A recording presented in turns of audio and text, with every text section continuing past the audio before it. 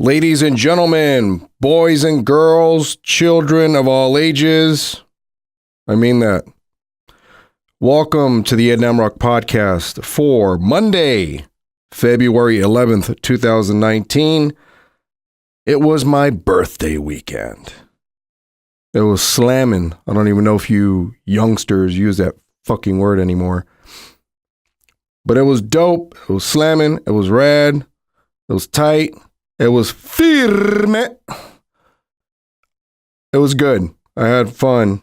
Not like any other one of my birthdays, which I can quickly reminisce about, but it was fun. Someone asked me about my night on Friday. We went to Cendejas. Shout out to Tony Cendejas, former NFL kicker for the LA Rams. He has his own bar and grill over in San Dimas, and I believe he has a couple other locations as well. We went there to go see, shout out to the mighty Steel Rod. They play there on Fridays. I'm pretty sure they're there every Friday. Every damn Friday, as Johnny Reyes would say. But nonetheless, it was awesome. I thought I was going to get a pretty awesome celebration, but it turns out Vanessa, former employee at Havana House, was having this humongous birthday bash there on a Friday. She had a fucking banner. She had all these pieces. It was cool, but I was like, oh man. I was just a little bit jealous, not too much. But it was fun. Most of the homies showed up. I mean, I know some people had to work on Friday night. But the one question that was asked relentlessly was, did you fall like a fucking tree that Paul Bunyan just chopped in the woods on Steel Rod's equipment? The answer is no. Where does that story manifest from? Where does it come from? Well, let me take you back. It was February 7th. It landed on a Wednesday, 2007. It was the first time that my girlfriend at the time, my now wife, was getting ready to party hard with her boyfriend at the time, which is me, her now husband. The place was Havana House, Alhambra on Main Street. If you're familiar with it, it is a cigar lounge / bar, which I was frequenting. I don't even know if that's a fucking word. I was going there a lot. I was a regular for quite some time. And it's a cigar lounge. You can puff in there. But here's what happened. Let me just summarize the story real quick, because this is pretty fucked up. And I did it to myself. I invited everyone to Wednesday Steel Rod night on my birthday. Be there by 9 o'clock. Okay, cool. And I'm going to tell the story up until when I remember it. I tell my wife, she was my girlfriend at the time, I told her, hey, look, I'm going to get a room at the Days Inn, which is around the corner, because I'm going to get pretty fucked up. So I don't want to drive home, and I want to go somewhere safe in case I have to fucking vomit or whatever. 12 years ago, I was 26. It was my 26th birthday. She was down with this. She's okay. I basically gave her, a fair warning, like, hey, I'm going to get shit-faced. This is the plan. And this is the escape route in case I do get fucking lit as fuck. So we get there. I don't even know if I was I think I had dinner before that. I don't really remember. My best friend Roger claims that I was pre-gaming beforehand, and I clearly don't remember pre-gaming before that. I know I had dinner before that. So we go and check in the room in around 8:45. We just simply walk around the corner because the hotel is just right there. I sit down. Of course, I had a table reserved just for me and whoever was coming. The band starts to set up. We start shooting the shit, all that. And I grab, I think it was a pint of Hefeweizen. And I forget who showed up first, but what wound up happening, every time someone would show up to the bar, they would hand me a shot of Patron. If you're not familiar with Patron, because you're not an alcoholic, Patron is tequila, the silver tequila from Patron. First person comes, gives me a Patron shot. I'm still drinking my half. Then another person comes. Same shit. That's 2. So, granted, I started around a little past 9 p.m. And around maybe 9:30, 9:35, at least 10 people had showed up. And guess what? Each one handed me a fucking shot of Patron. Did I wait? No, I took it like a dummy. I thought I was able to hang with that much goddamn alcohol in my system. I'm lucky and didn't die is the moral of the story here, but 13 people, 14 this is what I do remember. I remember Edwin, paisano that was working there. He was one of the management, part of the management at Havana House. At the time, I think Mr. Frank and Mr. Steve were running the place, and the OG bar staff was there, which incredible to this day. I always reminisce about that old crew. Good times. He came up to me and told me in Spanish, "Ya mero te lo acabas." And I looked at him and I'm like, "What?" A ver, and he showed me the bottle. Ya mero te lo acabas means you're almost fucking done with it. And look, he showed me, and I kid you not, a full bottle is maybe like this much maybe. I was already up to here. And he was like, "Fuck, can you do it?" I'm like, "Yeah, keep bringing it." But at 15, I think I was done. So I had 15 shots of Patron in almost an hour. And I kept sipping on my beer. 10 o'clock came around. This is where it starts to get blurry a little bit. The band, Steel Rod calls me up to sing a song for my birthday, and it's Enter Sandman from Metallica. And I hit every note. I'm on a roll. During the solo, I don't know what happened. This is where it gets blurry. Apparently, the solo hits, I'm standing upright, giving the yeah, whatever, and timber, literally, like, if you're familiar with Steel Rod, there's Johnny Reyes on drums in the back.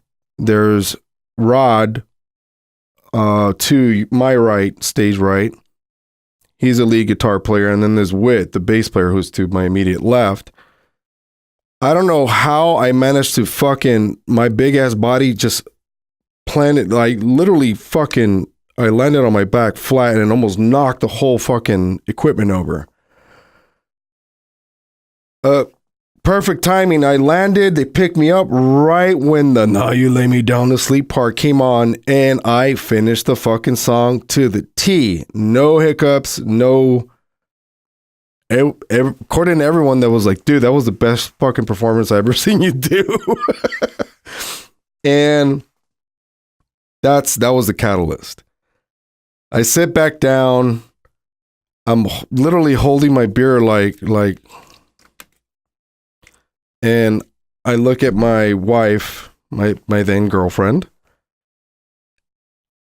and told her, "You need to get me out of here." And she's like, "What? People are the party's barely starting." And I'm like, "I can't. I need to get out of here." Apparently, this is what I don't remember. They try to drag me out. Well, they try to get me up to walk out, but I couldn't. My feet were dragging on the floor. So my friend John Villa, bless his heart, man, and my buddy Roger had to literally carry me, my heavy fucking deadweight ass, to the Days Inn around the corner, and made me force vomit, which was smart. And I was trying to piss, and apparently someone was trying to grab my cock to fucking aim it in the fucking toilet because I was pissing all over the place. And I don't know who it was, and supposedly they were trying to get video. But if you guys are listening to this shit, I'm not going to call out your names.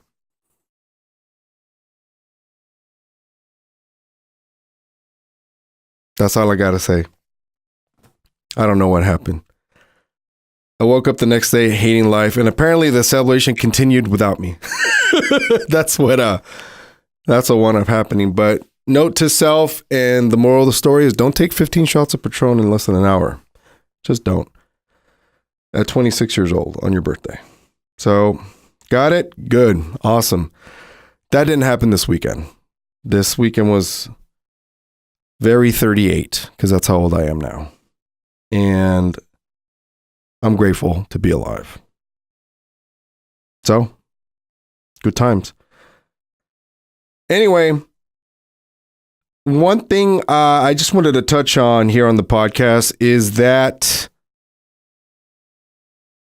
I keep getting suggestions to do different topics, but the reality of the whole situation is I don't really have a theme. I don't. If you know me very well, especially the people I know that listen to this, I'm very random. I don't stick to just one topic. Everyone knows I'm a devout sports fan, especially for professional football. I love the aspect of the game because I played it. I played it all 4 years in high school, and I had a short stint in college, Division III football at Whittier College, which I wound up quitting. That's what a lot of people don't know, because that wasn't really my proudest moment in college football. And I'll as a conversation starter, this is what I would reminisce about. My experience with college football was extremely negative. And I say extremely negative because I was 18 years old.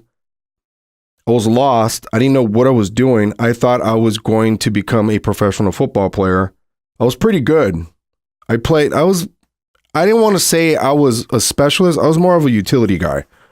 I was a starting long snapper on punt team. A lot of colleges are actually eyeballing me for that. Then I played quarterback, which everyone knows. I mean, I can still spin it to this day. I mean, of course, I got to oil up the parts here with WD-40, and I played tight end as well, and I played defensive end. So I was all over the place, and I loved it just because I just enjoyed the fucking game, and I enjoyed learning. And I didn't play full contact until I was in high school, because before that I pretty much played, either two-hand touch or flag football. But what most people don't know about my short stint at Whittier College is it was very negative. And nothing against Coach Bob Owens and Coach Mike Owens at the time, and Coach Buzz Bobbiello and all that. The locker room culture in 1999, in the fall of 1999 at Whittier College, the team that went 1-9 was completely fucking toxic. And I like to name drop one particular individual because to this day, I never liked him. I never liked what he stood for. I never liked what he would tell me in the locker room. I never liked that he would purposely try to fucking injure me during practice. And there was this guy named Nick Tortorici. To this day, if I see him, it's kind of like a Larry Bird kind of Magic Johnson thing. I don't know if they despise each other, but it's an LA Boston kind of type of relationship with me and him, because I knew what he was all about. I didn't appreciate the things he said to me. He, of course, make fun of my acne problem. That was the first thing. That was a jab, and I didn't like that. And one time in the locker room, we were playing music off of CDs in a boombox, and I just so happened to put my CD in, which was, I think it was the Deftones or some other band. And this son of a bitch goes up to the fucking boombox, pulls out, yanks it, doesn't even hit stop, yanks on my CD and fucking flings it, and tells me, what the fuck is this bullshit? What is this pussy ass music? And if it wasn't for one of the offensive linemen that It was way bigger than both of us. It would have been a full-on fight in the locker room, and that just didn't help the culture at the time. So obviously that was a catalyst for me to go, fuck this place, dude. I don't want to be around these toxic ass people. So I quit after the first preseason game against West LA College. And I got some reps in that game, and I think I went like 2 for 5. I missed 3. And I had like a short run for like 5 yards, but I'm like, okay, I can do this, but I don't want to do this with this team. That was the big issue. Someone asked me about it, like, oh, you only played in high school. Well, no, I actually played in college too. And the other thing too is I didn't like a lot of the politics. Then that was just Division III football. In Division III football, if there's what are called, I guess, I don't even know what to call them, dropbacks, B-back, I don't know what they're called, but anyone that didn't make it in Division 1A and got cut or transferred automatically almost starts in Division 3, which was something I did not agree with. And that was a side of, I don't know if it's still like that now. I'm pretty sure it is, just like the 2-sport thing in high school, which is another thing you don't want to fucking get me worked up about. But long story short, I did have a short stint in college at Whittier College. I was going to be a quarterback.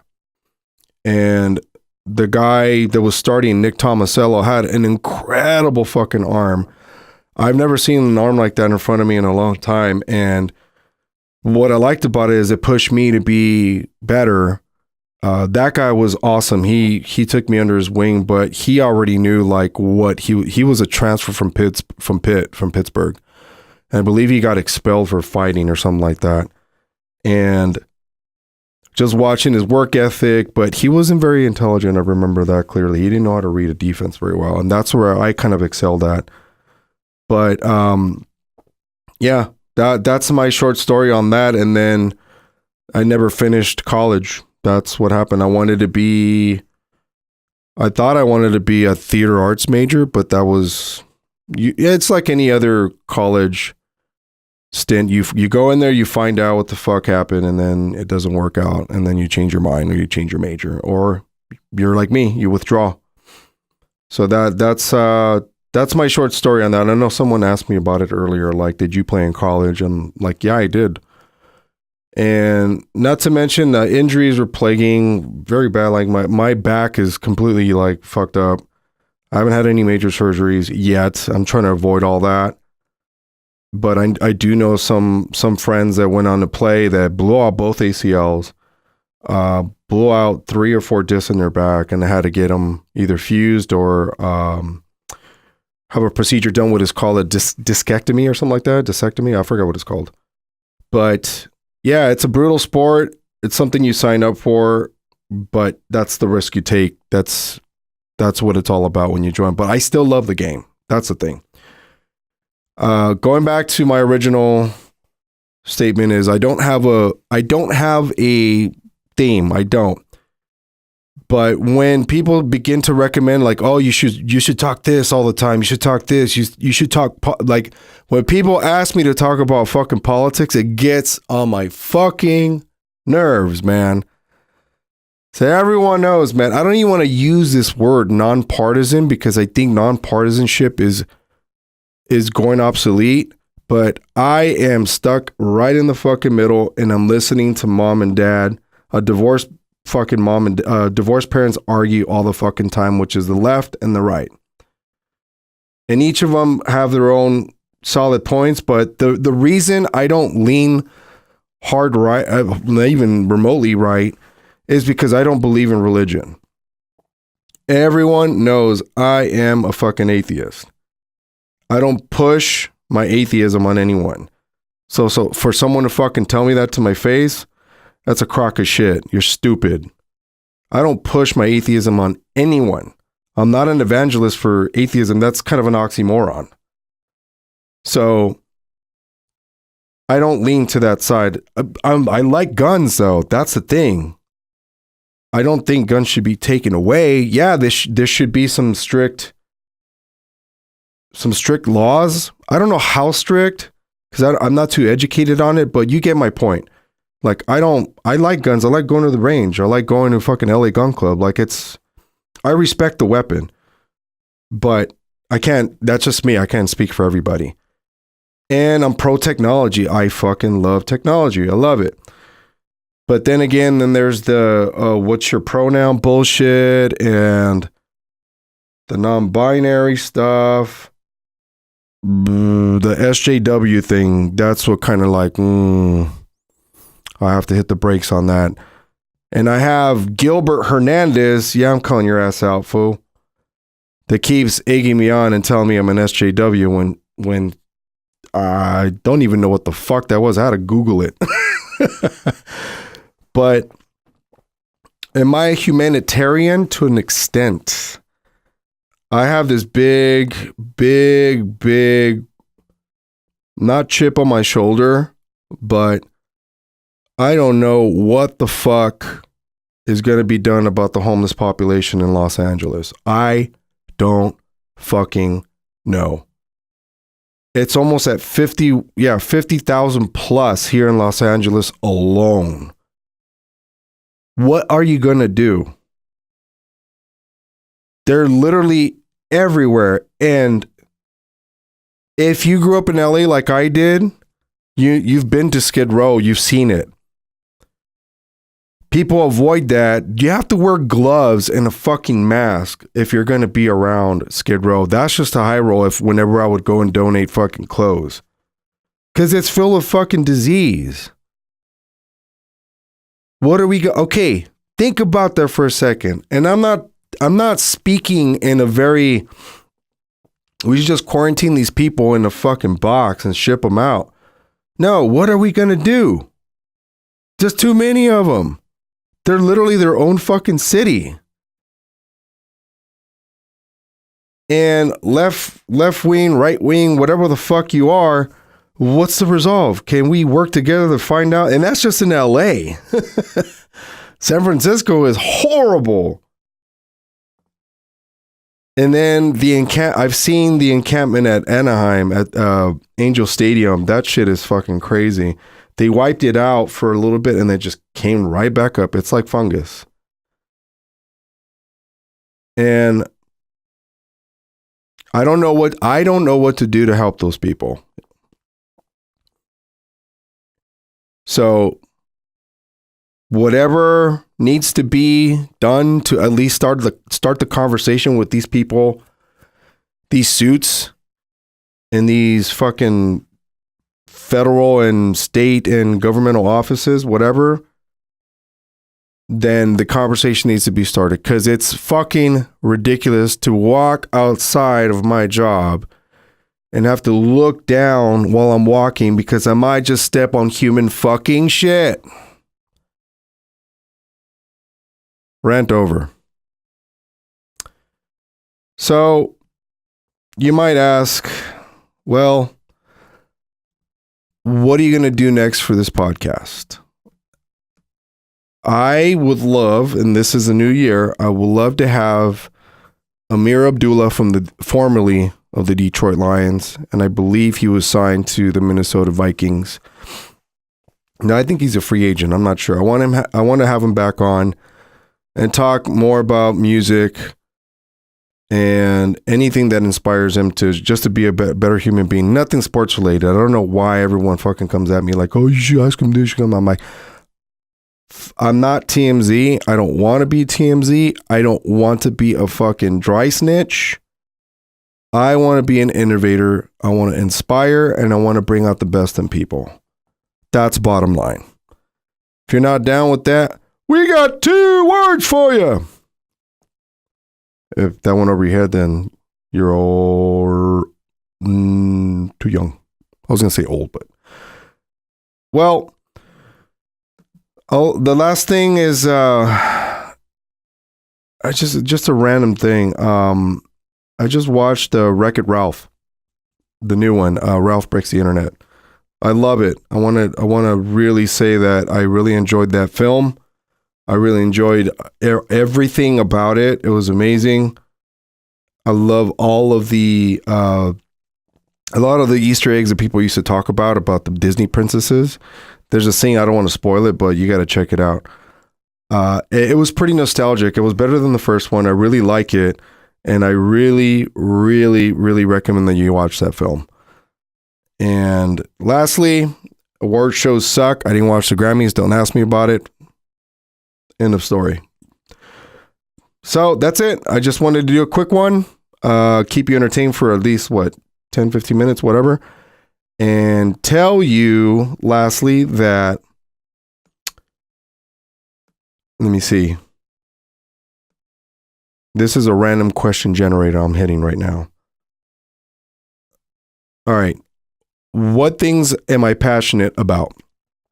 Well, I'm passionate about music, for sure. That's still my first love. I'm passionate about being a dad, for sure, because that job is never done. I'm passionate about being a better husband because I could be a jackass sometimes, most of the time. I'm also passionate about being an influencer, helping young minds because they're so fucking gullible. And especially when I see young people with MAGA hats. Yeah, I said it. Especially when I see young people with MAGA hats. If you're a MAGA hat wearing fool, yes, I stress the word fool. Not only have you drank the Kool-Aid, but you pretty much fell for the marketing scheme. That's it. That's all I got to say about that. And I'm also passionate about this podcast. I'm passionate about podcasting in general. So you'll hear more of me. And if I have to get controversial with some people and fucking call them out, then I'll call them out. I would even like them to come here face to face to talk to me. See how good they are on the mic. So that being said, that's it. Thank you very much. I'll see you next week, hopefully. I'm thinking of doing this once a week now. I got to stress this more. So, all right, guys, take care. Bye-bye.